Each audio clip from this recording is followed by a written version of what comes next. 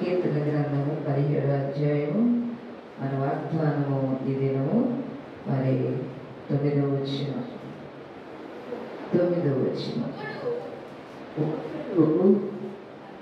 ఒకడు తన కానుపాపను కాపాడుకున్నట్లు నన్ను కాపాడుము. నన్ను లయపరచువారు దుష్టులను పోగొట్టి కాపాడుము. నన్ను చుట్టుకొను నా ప్రాణ శత్రువుల చేత చిక్కకుండను. నీ రెక్కల కింద నన్ను దాచుము. హల్లెలూయా, హల్లెలూయా, హల్లెలూయా, హల్లెలూయా, హల్లెలూయా. సరే, ఇక్కడ కీర్తనకారుడు దావీదు సెలవించిన రీతిగా అతడు అంటున్నాడు, 9వ వచనం అంటున్నాడు, ఒక్కడు తన కనుపాపను కాపాడుకున్నట్లు నన్ను కాపాడు. ఏమంటున్నాడు? ఒకడు తన కనుపాపను కాపాడినట్లు నన్ను కాపాడు. ఇక్కడ కనుపాప అంటే ఎంత జాగ్రత్త. మన కన్నంటే ఆ కన్నుని కంటికి ఏదైనా పడితేమోనని, కంటిలో ఏదైనా పడితే చాలా బాధకరంగా ఉంటుంది కదా. అయితే ఈ కంటిని ఈ రెప్ప లేకపోతే ఏమవుతుంది? ఈ రెప్ప లేకపోతే కన్ను కనపడిందా? ఏమేమో చెత్త వచ్చి పడింది కదా. అలాగా అయితే ఒకడు తన కనుపాపని ఎలా కాపాడుకుంటున్నాడో అలాగా నన్ను కాపాడు. హల్లెలూయా, హల్లెలూయా. అయితే అంటున్నాడు చూడండి, నన్ను లయపరచగోరు దుష్టులను పోగొట్టి కాపాడుము. నన్ను చుట్టుకొని నా ప్రాణ శత్రువుల చేత చిక్కకుండను. నీ రెక్కల క్రింద నీడ క్రింద నన్ను దాచుము. నీ రెక్కల నీడ అంటున్నాడు. అయితే ఇక్కడ తనకి ఎలాంటి దుష్టులు తన మీదకి వెలుస్తున్నప్పుడు ఆయన మరి ఈ విధంగా ఎక్కడ ప్రార్థిస్తున్నాడు? దేవుని దగ్గర ఈ శత్రు విధానం నుంచి విడుదల పొందటానికి మరి నీవే నన్ను కాపాడాలని కదా. నీ రెక్కల నీడ క్రింద నన్ను కాపాడు. ఇప్పుడు మనం అందరం కూడా దేవుని రెక్కల నీడ క్రింద ఉన్నాం. గుర్తించా? ఎవరి నీడ కింద ఉందో? ఆయన రెక్కల నీడలో మనము దాచబడుతున్నాం. శత్రువు మన మీదకి ఎగరకుండా, దుష్టుడు మన మీద పని చేయకుండా వాడి నుంచి మనల్ని కాపాడటానికి ఆయన రేఖల నీడలో ఉన్నాము. హల్లెలూయా. ఆయన రేఖ ఆయన చేతి దాచి ఉన్నాడు. ఇట్లా మనం చాపి ఆయన సంఖ్యలో మనం ఉన్నామనేది మనకు తెలియట్లేదు కదా. అవునా కదా? కానీ దావీదుకు తెలుసు. హల్లెలూయా. అయితే 16వ అధ్యాయంలో మొదటి మరి 2 వచనాలు మనం చదువుకుందాం. దేవా, నీ శరణొచ్చి ఉన్నాను, నన్ను కాపాడుము. నీవే ప్రభుడవు, నీకంటే నాకు క్షేమాధారం ఏదియూ లేదని యెహోవాతో నేను మనవి చేయుదును. హల్లెలూయా, హల్లెలూయా. ఎవరితో మనం చేస్తున్నాడు? దేవా ఏమంటున్నాడు? దేవా, నీ శరణ నేను చొచ్చి ఉన్నాను. ఇది బాగా ఆలోచించాలి మీరు. ఈ కూడికి నేర్పరచుకున్న కుటుంబం కూడా బాగా ఆలోచించాలి. దేవా, నీ శరణ చొచ్చి ఉన్నాను. ఎవరి శరణ? నీ శరణ చొచ్చి ఉన్నాను. ఎలా చొచ్చి ఉండాలి? నిత్యము ఆయన స్తుతిస్తూ, ఆయన వైపు చూస్తూ, ఆయన స్మరించటమే నీ శరణ చొచ్చి ఉన్నాను. ఇక్కడ తనకి బాధించిన శత్రువు మీదకు వచ్చినా గానీ ఎవరి దగ్గర ఉన్నాడు? ఆయన పాదాల దగ్గర ఉన్నాడు. ఎవరి పాదాలు? దేవుని పాదాల దగ్గర.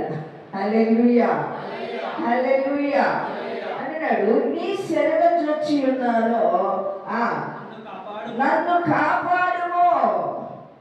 నీవే నా ప్రభుడవు, నీకన్నా క్షేమాధారం ఏది కూడా నాకు లేదు. ఈ లోకములో మనకి క్షేమాధారం అంటే మన దేవుడు ఆయన శరణ చొచ్చి ఉంటేనే, ఆయనతో మనం ఉంటే, ఆయన నుంచి మనల్ని కాపాడాలంటే, ఏ శ్రమ వచ్చినా బాధ వచ్చినా ఆయన దగ్గర ఆయన పాదాల దగ్గర మనం స్మరిస్తూ ఉంటే అదే నీ శరణ చొచ్చి ఉన్నాను. ఏదో ఒక కాసేపు ప్రార్థన చేసి, ఒక పూట ప్రార్థన చేస్తే, లేకపోతే ఒక 5 నిమిషాలు ప్రార్థన చేస్తే శరణ చొచ్చి ఉండటం కాదది. నిత్యము ఆయన స్తుతించున్నావు. నువ్వు ఖాళీగా ఉన్నావా స్తుతించు, నువ్వు పని చేస్తున్నా స్తుతించు. కారణం ఏంటంటే ఆయన శరణ చూస్తున్నాడు. ఇక్కడ దేవాన్ని శరణ చూచి ఉన్నాడు. నన్ను కాపాడు, నేను నిన్నే నమ్ముకున్నానయ్యా, నిన్నే స్తుతిస్తున్నాను ప్రభువా, అయితే నన్ను కాపాడయ్యా. దావీదు ఏమంటున్నాడు? నిన్నే నేను స్తుతిస్తున్నాను, నిన్ను నమ్ముకున్నాను, నేను దేని వైపు చూడను, నీ వైపే చూస్తున్నాను గనక, నీ శరణ నుంచి ఉన్నాను గనక, ఇదిగో వీటి నుంచి నన్ను కాపాడేది నీవే, ఈ లోకముల నుంచి నన్ను కాపాడేది, ఈ శత్రు విధానం నుంచి కాపాడేది కూడా నీవే, నన్ను కాపాడు అని అడుగుతున్నాడు. ఈరోజు నువ్వు నేను ఏమని అడుగుతున్నావని మనం జ్ఞాపకం చేసుకోవాలి. మనకి మనమే ప్రే చేసుకోవాలి, పరీక్షించుకోవాలి.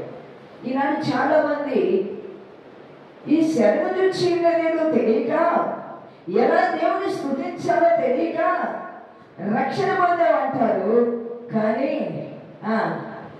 మాటలో మార్పు లేదు. కష్టం వచ్చే ఏదో ఆలోచనతో ఉంటారు, కానీ నేను దేవుని నమ్మాను కదా, ఆయన రక్షకుడు, ఆయన నమ్మాను కాబట్టి ఆయన పాదాల దగ్గర నేను స్మరించాలి. ఆయన నన్ను కాపాడుతాడు, ఆయన రెక్కల నీడలో నేను ఉన్నాను, ఆయన నన్ను కనుపాపలా కాపాడుతున్నాడు, నిత్యము కొనకగా నిద్రపోక ఆయన నన్ను కాపాడుతున్నాడు. ఒకటి తన కనుపాపను కాపాడుకున్నట్లు ఆయన నన్ను కాపాడుతున్నాడని ప్రతి ఒక్కరు అనుకోవాల్సిన విధానం ఇది. మనకి ఒక్కడే కాదు, అందరము కూడా ఈరోజు మనం సజీవులుగా ఉన్నామంటే, ఇలా ప్రభుని స్తుతిస్తున్నామంటే కేవలము ఆయన కృప మనతో ఉన్నది, ఆయన మనల్ని కాపాడుతున్నాడు కాబట్టి. ఇంతవరకు మనల్ని సజీవులుగా నిలబెట్టాడు, ఆయన మనతో ఉన్నాడు కాబట్టి ఈరోజు మనము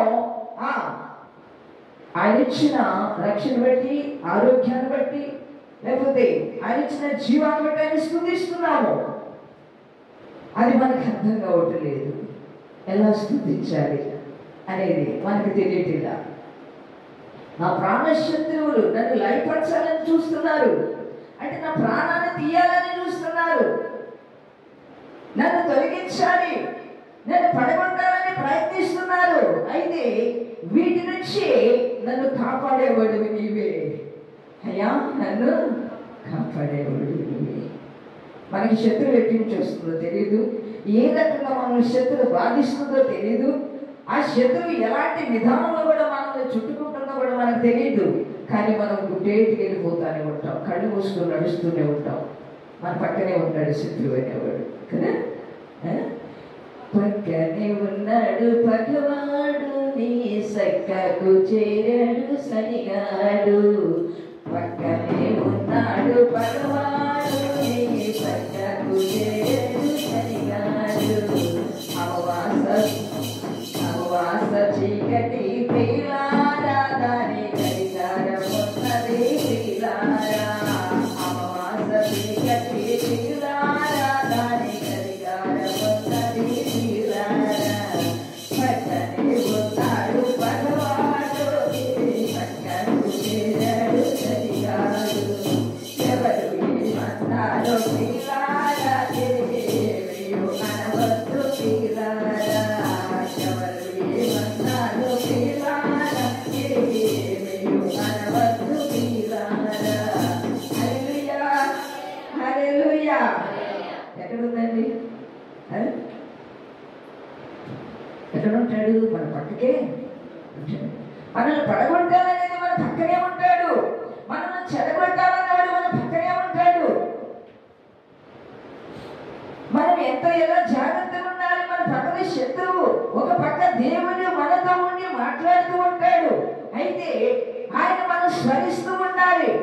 ఆయన దగ్గరికి వెళ్ళి మనము ఆయన పాదాల దగ్గర మోకరించి, అయ్యా ఇదిగో శత్రువు నా పక్కగా చేరి ఉన్నాడు, నన్ను లయపరచడానికి, నన్ను పడగొట్టి నా ప్రాణాలు తీయడానికి వాడు సిద్ధంగా ఉన్నాడు, కాబట్టి నీవు నన్ను కాపాడు. హల్లెలూయా, హల్లెలూయా.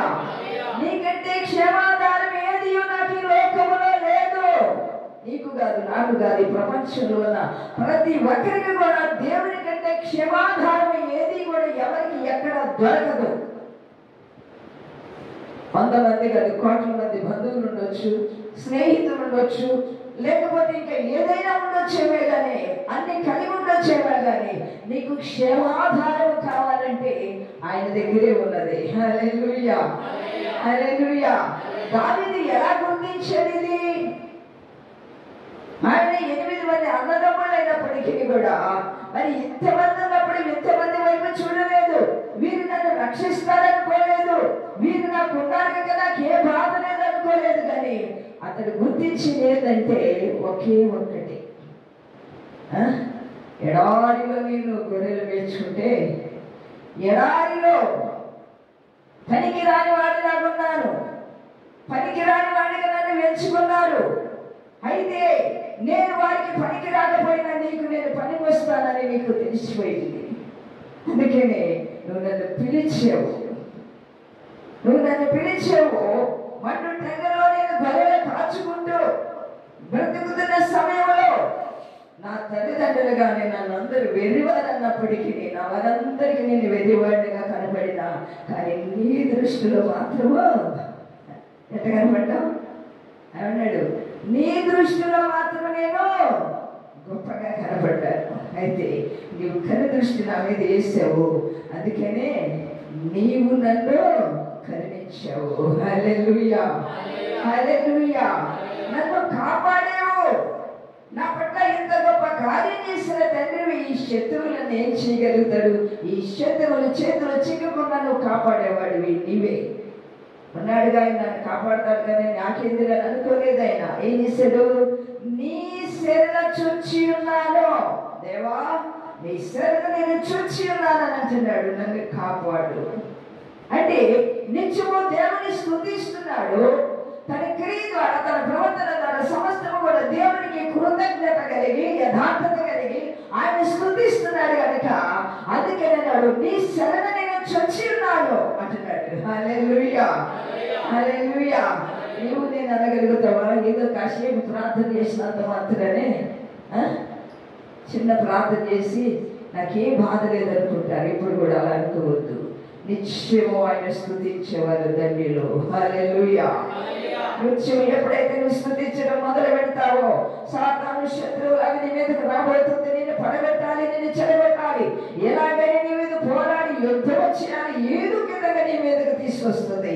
నువ్వు భయపడకూడదు. ధైర్యంగా ఉండి ఏం చేయాలి? అయ్యా ఇదిగో ఒకటి తన పాపను కాపాడుకున్నట్లు నీవు నన్ను కాపాడు, నీ రెక్కల నీడ క్రింద నన్ను కాపాడు ప్రభు అని నువ్వు ఆయన దగ్గర ఇంకా ప్రార్థన చేయాలి. సాతాను మన మీద లేస్తున్నప్పుడు ఇంకా ప్రార్థన చేయాలి. వాడు మన మీదకి ఇంకా బలంగా వేసినప్పుడు ఇంకా ప్రార్థన చేయాలి. బలహీనత వచ్చినా ఇంకా ప్రార్థన చేయాలి. బాధ వచ్చినా ఇంకా ప్రార్థన చేస్తూ ఉండాలి. కష్టం వచ్చినా ఇంకా ప్రార్థన చేస్తూ ఉండాలి. అందుకే అన్నాడు, కష్టాల యందు స్తుతింతు, కష్టాల యందు స్తుతింతు, కష్టాల యందు స్తుతింతు, కష్టాల యందు స్తుతింతు, ఇస్తాదే కదా,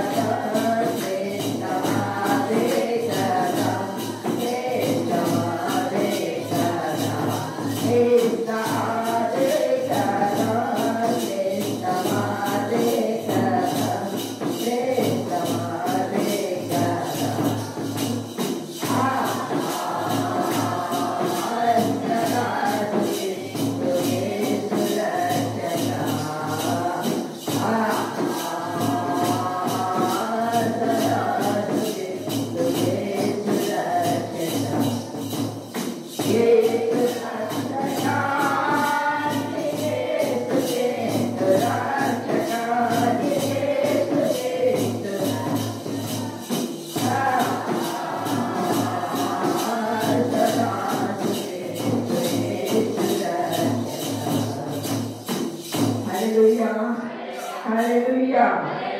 ఎవరు స్తుతించాలి? నిన్నే నేను స్తుతించాలి. నాకు కష్టం వచ్చినప్పుడు స్తుతించాలి, నష్టం కలిగినప్పుడు నువ్వు ఎక్కువగా స్తుతించాలి, బాధ వచ్చినా స్తుతించాలి, మేలు జరిగినా స్తుతించాలి, సుఖం వచ్చినా స్తుతించాలి, సంతోషం వచ్చినా స్తుతించాలి. అన్ని విషయాలు కూడా స్తుతించాలి. అందుకే అంటున్నాడు, నేను నీ శరణ చొచ్చి ఉన్నాడు అని అంటున్నాడు. అంటే కష్టంలో స్తుతించాడు, ఇబ్బందులు స్తుతించాడు, విరుగులో ఉన్నప్పుడు స్తుతించాడు, శ్రమలో ఉన్నప్పుడు స్తుతించాడు, వ్యాధిలో ఉన్నప్పుడు, బాధలో ఉన్నప్పుడు అన్నిటిలో స్తుతించాడు. తన రాజయ్య రాజసింహాసనం స్తుతించాడు. హల్లెలూయా, హల్లెలూయా. ఎందుకని నిత్యం, అందుకనే దేవాని శరణ చొచ్చి ఉన్నాను నేను. ఈ మాట అందరూ అనడానికి మనకు ధైర్యం కావాలి. దేవుని స్తుతించాలి. ఏది వచ్చినా కానీ, ఏ ప్రళయం వచ్చినా సరే, ఏ ఉపద్రవం వచ్చినా సరే, ఏది వచ్చినా తెలుగు వచ్చినా కానీ నువ్వు నిత్యము స్తుతించే వ్యక్తిగా కనుక ఉంటే, ఆయన శరణ నుంచి కనుక ఉంటే పారిపోయింది, వచ్చిన దాన్ని బడి వెళ్ళిపోతుంది. వామ్మో, ఈ లైఫ్ వచ్చాలనుకున్నాను, ఇది పాడు చేయాలనుకున్నాను, ఈ తిట్టిట స్తుతిస్తున్నాడు, ఇదేంటి ఇంత ప్రార్థన చేస్తున్నాడు, సంతోషంగా స్తుతిస్తున్నాడు, ఏంది ఇంత ఆనందంగా స్తుతిస్తున్నాడు, ఇంత బాధ పెడుతున్నా స్తుతిస్తున్నాడు, ఏది వారి శరీరం మొక్కుతున్నా స్తుతిస్తున్నాడు, ఏ వ్యాధి పెట్టినా స్తుతిస్తున్నాడు. ఇక లాభం లేదు. వీరి దగ్గరికి వచ్చి శివాటి పట్టించుకునే కంటే రాకుండటమే బెస్ట్ అనుకుంటాడు. హల్లెలూయా, హల్లెలూయా. మనందరికీ క్రైస్తవులకి మనందరికీ కావలసింది అది. ప్రతి ఒక్కరు కూడా స్తుతించడం నేర్చుకోవాలి. నిత్యము ఆయన స్తుతించాలి. ఆయన రెక్కల నీడలో మనం దాచబడాలంటే, ఆయన రెక్కల నీడలో మనం ఉండాలంటే, నిత్యము క్షేమము మనకి కావాలంటే, ఆయన దగ్గర క్షేమాభివృద్ధి ఆయన దగ్గరే ఉన్నది. కాబట్టి ఎక్కడ కూడా ఏ దేవుని వెతుక్కున్నా మనకి దొరకదు. ఎంత డబ్బున్నా రాదది, దొరకదు. దొరికిద్దాం. చాలా మందికి డబ్బున్న వాళ్ళు కూడా మనసు దిగుతున్నాడు కదా. ఒక చాట ఒక భక్తుడు అన్నాడు, ఎక్కువగా డబ్బు గురించి ఆలోచించే వారికంట భక్తి అవ్వదంట. ధనం గురించి ఆలోచిస్తే భక్తి ఉండదంట. ఏది లేకపోయినా నువ్వు ఉంటే చాలనుకున్న వాళ్ళే వారి పరిపూర్ణమైన భక్తి కలిగి ఉంటారంట. హల్లెలూయా, హల్లెలూయా, హల్లెలూయా. వాళ్ళకి అదే ఉంది, నాకు ఇది ఉంది, ఇది సంపాదించాలి సంపాదించాలి అనేది కాదు. నీకు క్షేమము కావాలంటే నువ్వు నిత్యం ఆయన స్తుతించాలి. ఆయన రెక్కల నీడలో నువ్వు కాపాడబడాలంటే, ఆయన నిన్ను కను పాపలాగా కాపాడాలంటే, దేవుని నుంచి ఏ శత్రువు చేతిలో పడకుండా, ఏ దుష్టుడి చేతిలో నిన్ను పడకుండా, చిక్కకుండా నిన్ను కాపాడాలంటే నిత్యము ఆయన శరణ చొచ్చి ఉన్నారు. హల్లెలూయా, హల్లెలూయా. కాబట్టి దేవుని నిత్యము దావీదు ఎలాంటి విధానంలో స్తుతించాడు. అందరిని విడిచిపెట్టి, ఎవరు విడిచినా ఎవరు ఉన్నా లేకపోయినా దేవుణ్ణి మాత్రం హత్తుకున్నాడు. నువ్వు ఉంటే చాలు. అందుకే అన్నాడు, నా కోటము నీవే, నా కొండము నీవే, నా కేడెము నీవే. కొండ అంటే ఏంది? ఎంత పెద్దది!